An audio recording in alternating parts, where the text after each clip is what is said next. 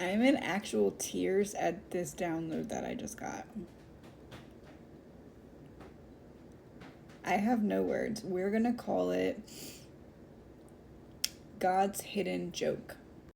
I'm gonna show you what I drew because it's the only way for this to make sense, and it goes in alignment with the theory that I have, my theory of consciousness, the blueprint. This goes hand in hand with that, but this is like an extra piece of it that I just got, and it needs to be like a standalone element because this is wild. Maybe joke is not the right word because it's not like joke like funny. It's more like a little hidden in plain sight analogy that's important. Anyway, to the drawing. So God sends us down to earth, right? He knows that the devil is going to try and harm us. So everything that the devil uses for bad, God uses for good, right? So he knew that you were going to experience certain wounds being here because that's how we grow, that's how we evolve, that's the fall from grace, right? The fool's journey that we all take. So you are this little star in the middle, this circle, that's the essence of you, okay? But then you go through this initial wound experience. I just put abandonment. So let's say you had at a very young age an abandonment wound. This put this layer over the true essence of who you are. Now you make certain decisions out of fear of abandonment, fear of rejection, different wounds associated with abandonment.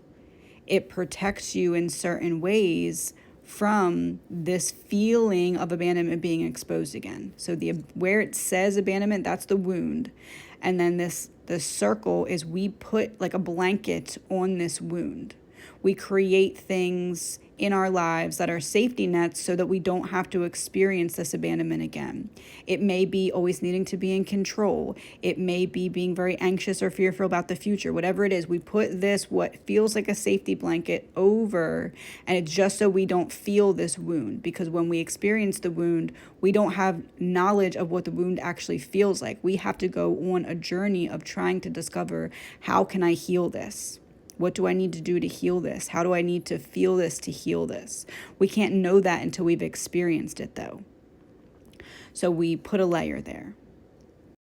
Then, because of this fear of abandonment, it attracts something else to try and break through. It's like, I want to come through. I want to come through. I want to be experienced. I want to be felt, as in abandonment is saying that, right?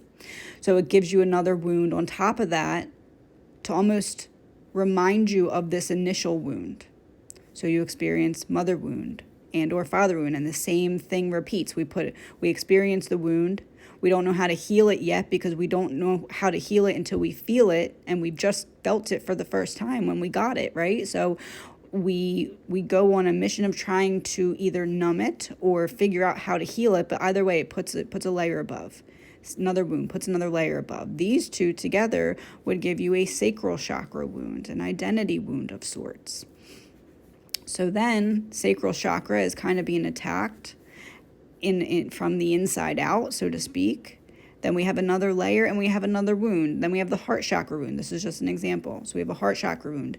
You go through some kind of heartbreak because you were trying to avoid feeling these other wounds. So maybe you pick a partner that's not good for you, but for some reason they make you feel like these wounds won't have to be felt. I won't have to address this wound or this wound or this wound if I just hold on to something that's going to eventually break my heart, for example. So then we cover that up with another layer. And then what we're feeling then is a fear of failure, because we don't want to re-experience the breaking of the heart, because that made us feel these other wounds, or it made us remember that they were there. So we fear anything going wrong because then we don't want to have this wound exposed again. So what do we see on the surface of all of this? We see self-sabotage.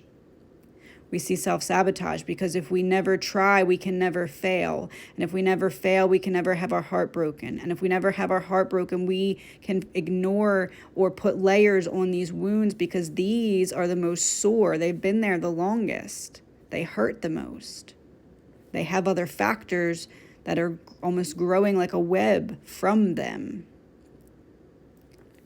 So we self-sabotage because then we can stay at this surface and not address these wounds. But if we don't dig deep, what are we not doing? We're not exposing the true essence of ourself.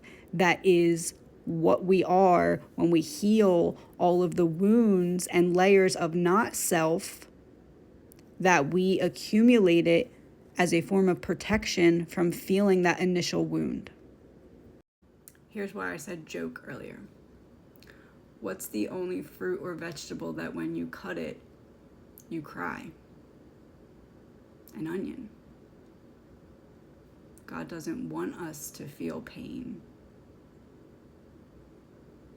but He knows that it's part of the human experience so that we can choose to come back to Him or not, because we have free will and He needs to let us use it. Wait, I forgot something.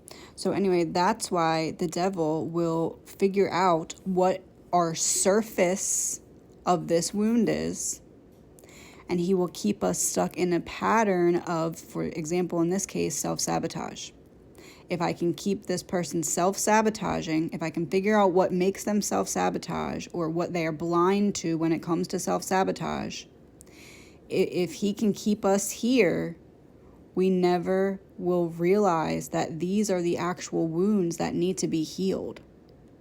Because if we healed this, if we did the work to heal all the way down to here, we wouldn't be self-sabotaging. Because our true essence would be shining through so brightly that it would be clear as day which moves to make, which decisions to focus on, which path to take, how to come into alignment. It would be so clear because in here is a bright light. So if the devil can keep us, in this example, self-sabotaging, we won't ever address our fear of failure that's causing us to self-sabotage. And we won't address that heartbreak that we never all the way healed from was creating the fear of failure because we didn't want to fail again in that way, which was keeping us in a pattern of self-sabotage. And then we'd never realize that we have this mother and father wound in this example. That is the real reason we made the decision that made our heart break. And now that heartbreak is causing us to fear failure, which is making us self-sabotage. All because that initial wound, we aren't sure how to heal it because we immediately covered it and never let ourselves feel it.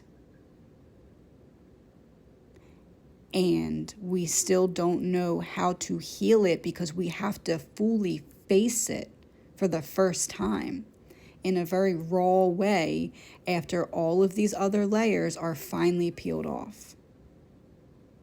The only way out is through.